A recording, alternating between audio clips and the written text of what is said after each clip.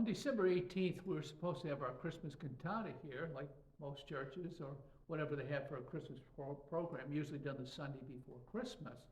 And our choir was not able to have their cantata this year.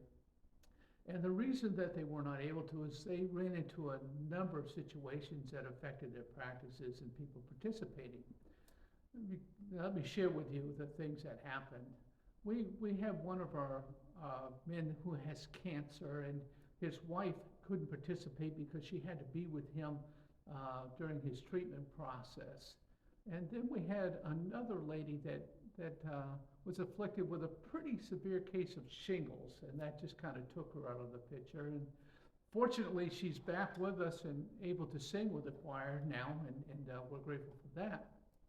And then we had another lady who had a brain aneurysm about a week and a half before the cantata, and she's in the choir, and her husband was to be the narrator, and she had a brain aneurysm. And here's the thing, it happened at choir practice, and so you can imagine how that shook the people in the choir. But thankfully she's okay, and it looks like she's going to make a full recovery from it. But it kind of threw everything off track. And we wanted them to be able to share the cantata that they've been practicing on. And so we let them know that when you're ready to share with us that Christmas cantata, no matter when it was going to be, we wanted them to share it with us. Well, that's going to happen this morning, and that's why I'm recording this in advance for you. And so I'm looking forward to them being here in just a little while to sing praises to God and a reminder of that beautiful, wonderful, marvelous, miraculous experience of Christ putting on flesh and dwelling amongst us. One of the things that I want to share with you has to do with fear, because the things that have happened here with us lately can cause a lot of anxiety, a lot of fear. And one of the messages of the Christmas story that you'll read in the account of Luke goes like this. So the second chapter of Luke, beginning with the 10th verse, he says, the angel appeared and said, "Do not be afraid. I bring you good news of great joy that will be for all people."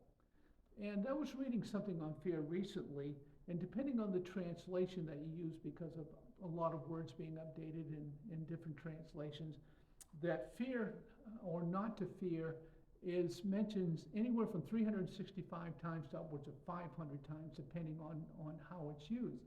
And one man, I think, had an interesting take on that when talking about fear, when he says that it's not so much a command in many of the cases, but it's a warning for us, a warning for God's followers to follow him and not to worry. And I want to talk to you about that part of it for just a couple of minutes here. I don't know the things that may be going on with you physically, emotionally, or spiritually, or with your families, or with your church families, but the reminder that God's presence is with us. And though these things happen that catch us off guard and catch us by surprise, they never catch God by surprise or off guard. Matter of fact, one of the statements that I've made to our folks through the years is that God never allows anything to come into our lives without passing by him for approval first. Take in case Job. The things that happened to Job just shook his life, didn't they? But God knew that they were coming. And so those things that are happening to you haven't caught God off guard. And so let me encourage you just to kind of back away for a moment and just remember this, that God sees you in your present circumstances, and God hasn't forsaken you or abandoned you, and that he will guide you through these moments that you're going through. And so this morning, while we're having a cantata, not in our regular form of worship here this morning, I want you to know we'll be back on track next Sunday, but be praying for us as a church as we walk through this experience together. It's great to see our people trusting God and learning things about their own selves and their journeys with Jesus as we go through this process. We want you to have a wonderful year, and no matter what comes your way, whether it's all good news or things that just seem to pull the rug right from underneath your feet, God hasn't forgotten you. He hasn't forsaken you. He loves you, and He's very close by.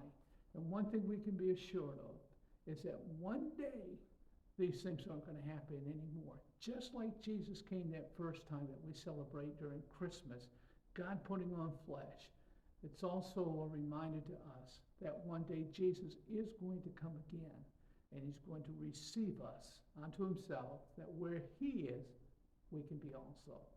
You have a great day.